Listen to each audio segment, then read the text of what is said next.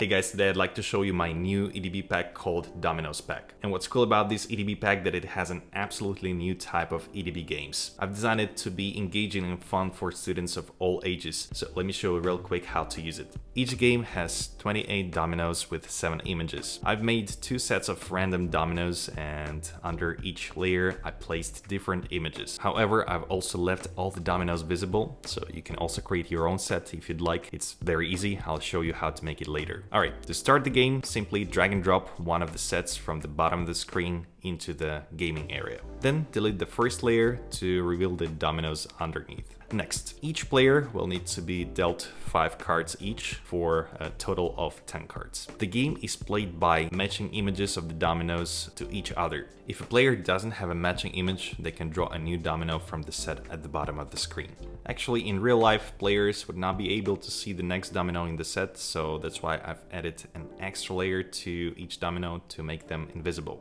So make sure to delete these layers before taking each card. Once a player has used all of their dominoes, the game is over. Of course, it's important to follow the rules of the game, but you can provide some extra tasks to your students and offer them extra cards as rewards. And now let me show you how to create your own set of dominoes. First, delete one of the pre-existing sets of dominoes. Then, drag and drop the first card with an image to the center of the screen. Click on the card and select to front from the menu to bring it to the front of the layer order. Copy the empty card without an image, select to front from the menu to bring it to the front of the layer again, and place it on the top of the previous card.